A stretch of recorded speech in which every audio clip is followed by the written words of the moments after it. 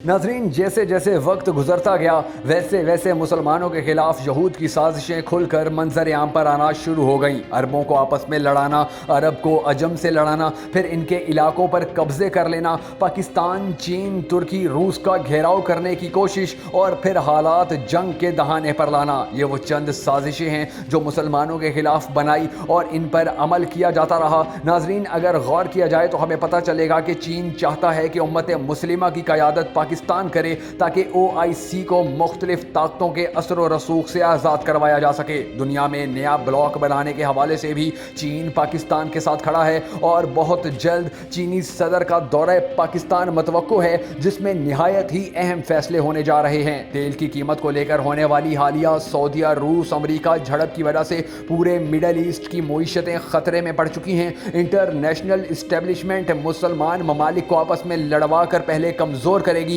और फिर इन पर कब्जे कर लिए जाएंगे। दूसरी तरफ इसराइल को ग्रेटर इसराइल की इस कदर जल्दी है कि UAE के फ्री जोन्स में इसराइली टीमें बाकायदा दौरे कर रही हैं, जिसके नतीजे में आप वहां बड़े पैमाने पर फैक्ट्रीज, मिल्स, रिहायशी कॉलोनीज बनाने के प्रोजेक्ट्स को फाइनल समझे। वहां एक और इसराइल की बुनियाद रखी जा रही है। ये साजिश यहीं ख़त्म नहीं हो रही, बल्कि आगे बढ़े तो पता चलता है कि UAE और इसराइल की डील के बाद सऊदीया का ख्याल है कि UAE इंटरनेशनल इस्टेब्लिशमेंट के लिए सऊदीया का मुतबादिल बनने जा रहा है। UAE इसराइल की मदद से खित्ते का चौधरी बनने की ख्वाहिश रखता है। और ये भी याद रखे कि सऊदीया और UAE के दरमियान यमन को लेकर पहले से ही मामलात ख़राब हैं। मिडल ईस्ट की सियासत में मोहम्मद बिन जैद को आलमी इस्टेब्लिशमेंट की खुफिया सपोर्ट हासिल रही है, जो कि किंग सलमान को बिल्कुल बर्दाश्त नहीं, जबकि मोहम्मद बिन सलमान के मोहम्मद बिन जैद के साथ ताल्लुकात भी कुछ बेहतर हैं। इसी के साथ साथ मोहम्मद बिन सलमान इसराइल के साथ ताल्लुकात के हक में,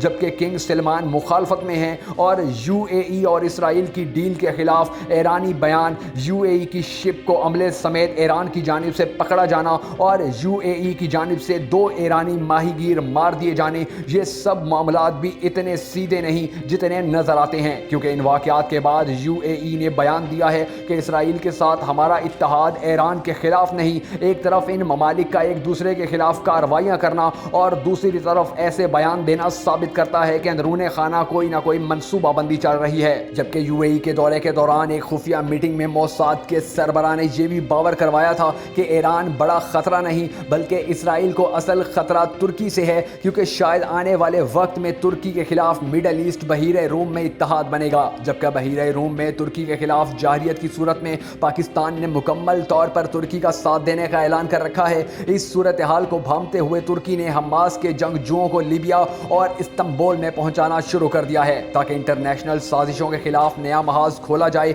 एक तरफ इटली भी तुर्की के साथ खड़ा है, जबकि तुर्की, चीन और पाकिस्तान गहरे इत्तेहादी हैं और यही बात इंटरनेशनल खुफिया एजेंसियों को परेशान कर रही है। दूसरी तरफ गैस के ज़खायर दरियाफ्त होते ही तुर्की की करेंसी तेज़ी से ताकत पकड़ती जा रही है। साउथ चीन, लद्दाख और कश्मीर में भी तुर्की, चीन, पाकिस्तान गहरे इत्तेहादी हैं और इसीलिए अमरीकी और इसराइली खुफिया एजेंसियों ने पाकिस्तान और तुर्की के खिलाफ प्रोपोगंडा शुरू कर दिया है। इसमें कोई शक नहीं कि सऊदीया को जो किरदार बतौर हरमैन शरीफैन और बतौर OIC के सरबराह अदा करना चाहिए था, वो 1% भी नहीं कर सका।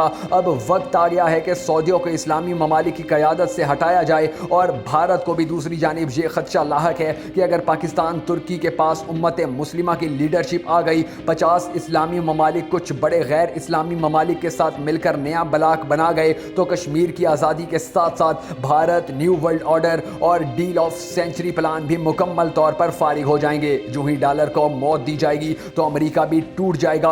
आखिर में सिर्फ यही दुआ है कि पाक चीन दोस्ती हमेशा कायम रहे। पाकिस्तान की तमाम खुफिया एजेंसियां और ISI की अल्लाह ताला हिफाजत करे और अवाम और इनके हर मुहाफिज को अपनी हिफ्ज़ व अमान में रखे।